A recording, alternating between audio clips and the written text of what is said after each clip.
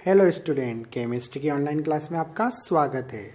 आज का हमारा टॉपिक है डीडीटी। इसके अंतर्गत हम पढ़ेंगे डीडीटी के नाम, उसकी खोज, उसे बनाने की विधि, objective question for NEET, PNST and GNST. उसके बाद आपको कुछ नोट प्रोवाइड किए जाएंगे। तो चलिए शुरू करते हैं। डीडीटी का जो निर्माण किया गया था सर्वप्रथम वो जोडलर नामक वैज्ञानिक द्वारा किया गया था। डीडीटी एक क्लोरीन कीटनाशी है क्योंकि इसमें क्लोरीन होता है। डीडीटी बहुत ही बुरा और विषैला प्रभाव दर्शाता है और इसके कारण जल प्रदूषण भी होता है। ऐसे भी कीटनाशी जल प्रदूषण उत्पन्न करते हैं। इस कारण से यूएसए और यूरोप में प्रतिबंधित भी कर दिया गया है। इसका गलनांक 109 डिग्री सेल्सियस, क्वथनांक 260 डिग्री सेल्सियस होता है। डीडीटी रंगहीन, गंधहीन और स्वादहीन होता है। न तो इसमें रंग होता है, न इसमें गंध आती है और न ही इसका कोई स्वाद होता है। फिर भी इसमें थोड़ी सी अभिलाक्षणिक गंध होती है, मतलब जिससे इसकी पहचान हो सकती है। डीडीटी मछली, मनुष्य और पक्षी पर बहुत ही बुरा प्रभाव डालता है। आइए अब हम इसके बारे में, इसके नामकरण, इसे बनाने की विधि और इसके कुछ ऑब्जेक्टिवों को पढ़ते हैं। डीडीटी के पूरे नाम में देखते हैं। Dichloro diphenyl ट्राइक्लोरोएथेन। डाइक्लोरो का मतलब क्लोरीन 2 बार है, डाइफेनिल मतलब बेंजीन जो है वो 2 बार है। मतलब इसको बनाने के लिए कोई ऐसा यौगिक यूज़ करना जिसमें बेंजीन भी है और क्लोरीन भी है। तो सीधी सी बात है, ऐसा कौन सा यौगिक हो सकता है जिसमें क्लोरीन भी और बेंजीन भी है? तो इसका उत्तर होगा क्लोरोबेंजीन। और चूंकि डाई है तो ऐसा यौगिक कितनी बार लेना पड़ेगा? 2 बार। ट्राइक्लोरो, तो ट्राइक्लोरो के लिए हमें ध्यान रखना चाहिए ऐसा कोई यौगिक जिसमें 3 क्लोरीन होते हैं। तो क्लोरीन होता है क्लोरोफार्म में, और क्लोरोफार्म बनाने के लिए हमें बीच में कहीं क्लोरल का भी यूज़ करा था हमने। तो क्लोरल का फार्मूले के लिए हमें एसिटाल्डिहाइड का फार्मूला याद रखना चाहिए, CH3CHO। अब ये 3 हाइड्रोजन है, इसको हटा दो और इसकी जगह क्लोरीन लगा दो, CCl3CHO। जब आप क्लोरोफार्म बनाने की प्रयोगशाला विधि पढ़ते हैं तो वहाँ पे क्लोरल का यूज़ होता है, उससे हम इसको याद कर लेंगे। अब हम बनाते हैं डीडीटी। इसके पहले हमें एक चीज़ और समझ लेते हैं कि बेंजीन को क्लोरोबेंजीन को इस तरह लिखा जाता है। पहले बेंजीन बना देते हैं और उसके ऊपर बना देते हैं क्लोरीन। पर कभी कभी क्लोरोबेंजीन को ऐसा भी लिखा जाता है, कभी ऐसा भी लिखा जाता है और कभी ऐसा भी लिखा जाता है।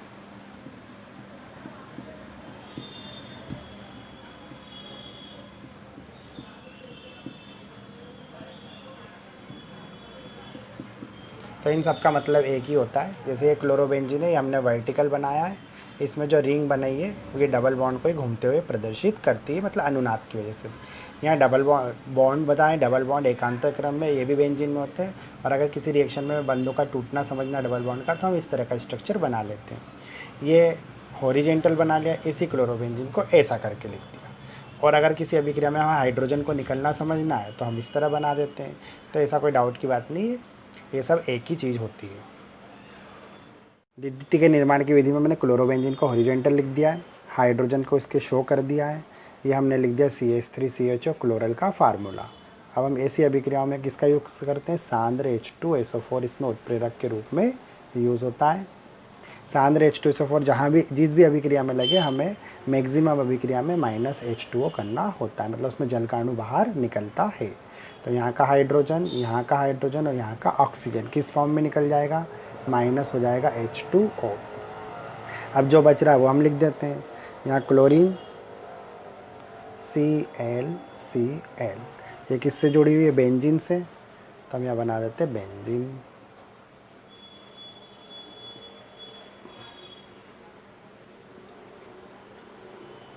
ये बना दिया हमने। यहाँ के 2 बंद फ्री हो गए तो हमने 2 बंद फ्री कर दिए। यहाँ से ऑक्सीजन निकलने से क्या हुआ है कि यहाँ पे डबल बॉन्ड फ्री हुई है, मतलब 2 बंद यहाँ फ्री है, 2 बंद यहाँ फ्री है। तो ये इस तरफ से इससे कनेक्ट हो जाएगा। तो ये लिख देते हैं CH और CH से जुड़ा हुआ है CCl3, C.Cl3। इस तरह बन गया DDT। अब हम DDT के IUPAC नाम बनाने को समझेंगे। ये हमने DDT का सूत्र बना दिया है। यहाँ पर ये कार्बन है, ये पहली कार्बन है कि क्लोरीन यहाँ जुड़ी है, ये दूसरी कार्बन है। इनको समझने के लिए हम क्लोरीन को ग्राफिकल रूप में भी लिख सकते हैं। जैसे Cl इस तरफ लगा दिया, एक Cl इस तरफ लगा दिया और एक Cl इस तरफ लगा दिया। इस तरह कितनी क्लोरीन हो गई? 3। अब यहाँ समझते हैं कि ये बेंजीन का स्ट्रक्चर बनाते हैं हम। ठीक है, ये पोजीशन कहलाती है आर्थो, ये वाली पोजीशन कहलाती मेटा और ये वाली पोजीशन कहलाती है पेरा। अब अगर इस बेंजीन को हम ऐसे लिखें तो पेरा पोजीशन इधर आ गई, पेरा पोजीशन पे क्या लगा हुआ है, क्लोरीन। अब इसको पेरा क्लोरोबेंजीन भी बोलेंगे, पर आईयूपीएसी नाम में बेंजीन को फेनिल बोलते हैं, तो इसको बोलेंगे पेरा क्लोरोफेनिल। ये जो पेरा क्लोरोफेनिल है ये दूसरी कार्बन पर जुड़ा है, ये पेरा क्लोरोफेनिल भी दूसरी कार्बन पर जुड़ा है। अब इनकी पोजीशन, जो इसकी भी पोजीशन 2 है, इसकी भी पोजीशन सेकेंड है, तो हम यहाँ लिख देंगे 2,2। अब चूँकि ये 2 बार है तो डाई लिख देंगे। और असल में ये होगी क्या, इसका नाम क्या है, तो इसका नाम है पेरा क्लोरोफेनिल। क्या नाम है इसका, पेरा क्लोरोफेनिल,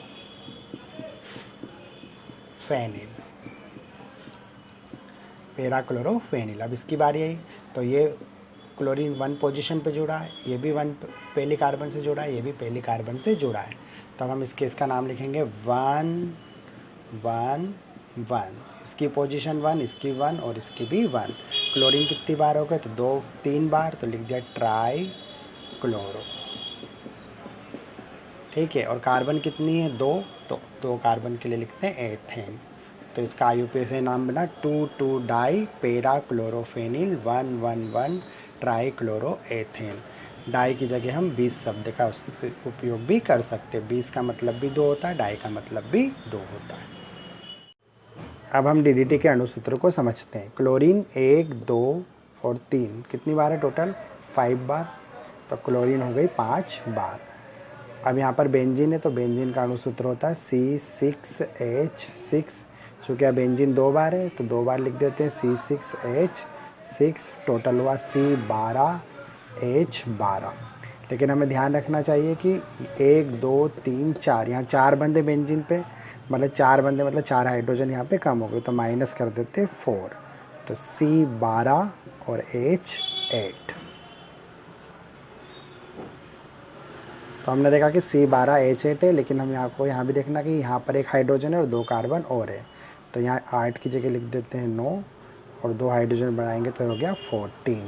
तो इस तरह डीडीटी का अणुसूत्र हुआ C14H9Cl5। अब हम डीडीटी से संबंधित कुछ ऑब्जेक्टिव देखते हैं, जो कि नीट के एग्ज़ाम में, नर्सिंग के एग्ज़ाम में, 12th के एग्ज़ाम में और अदर कॉम्पिटिटिव एग्ज़ाम में आते रहते हैं और आपके लिए उपयोगी भी होंगे। जैसे पहला क्वेश्चन है, डीडीटी को सर्वप्रथम किसने बनाया, तो जोडलर ने बनाया था। डीडीटी का पूरा नाम क्या है, तो dichloro diphenyl trichloro ethane. DDT का अणुसूत्र क्या है, तो C14H9Cl5। डीडीटी का आईयूपीएसी नाम 2,2 डाई पेरा क्लोरोफेनिल 1,1,1 ट्राइक्लोरो एथेन। डीडीटी का गलनांक कितना होता है, 109 डिग्री सेल्सियस। डीडीटी का क्वथनांक कितना होता है, 260 डिग्री सेल्सियस। हम यहाँ सेल्सियस भी लिख देते हैं। फिर डीडीटी किस प्रकार का कीटनाशी है, तो आर्गेनोक्लोरीन है, क्योंकि इसमें क्लोरीन होता है। द्वितीय विश्व युद्ध में किस कीटनाशी का उपयोग किया गया था, डीडीटी का।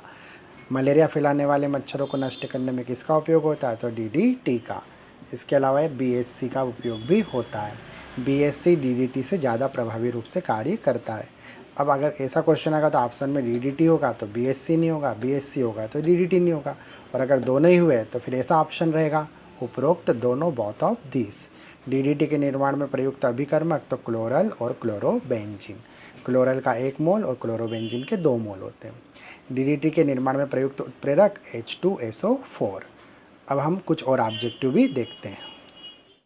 अगला है, ऐसे खाली स्थान दे देते हैं और उसमें दे देते हैं, यहाँ 2 क्लोरोबेंजीन लिख दिया, यहाँ पे डीडीटी बना दिया। अब ए को पहचानना, तो हमें मालूम है क्लोरोबेंजीन की अभिक्रिया किससे होती, क्लोरल से, तो हम यहाँ लिख देंगे क्लोरल। ऐसे अगला है, क्या होगा यदि क्लोरोबेंजीन की अभिक्रिया क्लोरल से की जाए, तो सीधी सी बात है, इसका किसका निर्माण होता है, डीडीटी। घरेलू मच्छर तथा मक्खी में किसके प्रति अवरुद्धता आ गई, मतलब अब डीडीटी का इनके ऊपर इफेक्ट नहीं हो रहा है, तो इसका उत्तर है डीडीटी। डीडीटी अब इनको इफेक्ट नहीं करता है। डीडीटी किस प्रकार का प्रदूषण उत्पन्न करता है, तो इसका सही उत्तर होगा जल प्रदूषण। अधिकतर कीटनाशी जल प्रदूषण ही उत्पन्न करते हैं। बीएससी भी जल प्रदूषण उत्पन्न करता है।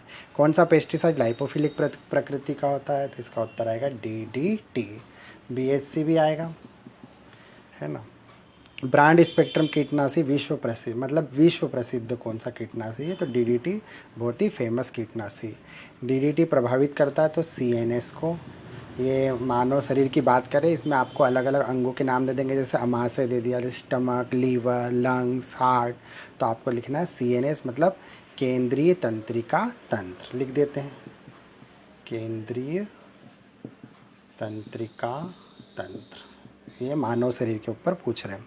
DDT पेस्टिसाइड का उपयोग करने में क्या परेशानी है? क्योंकि आसानी से विघटित नहीं होता प्रकृति में, आसानी से विघटित नहीं प्रकृति में, मतलब प्रकृति में आसानी से विघटित नहीं होता है और काफ़ी समय तक बना रहता है, प्रदूषण उत्पन्न करता रहता है। इसलिए कौन सा पीड़कनाशी अब निरुद्ध है, चूँकि इसका ये बुरा प्रभाव पड़ता है वातावरण पे, इसलिए DDT को कई देशों में बैन कर दिया गया है। मानव शरीर में DDT की मात्रा कितनी होती? तो मानव शरीर में DDT की मात्रा होती 13 से 31 ppm पार्ट्स प्रति मिलियन। तो ये है आपके और ऑब्जेक्टिव DDT के।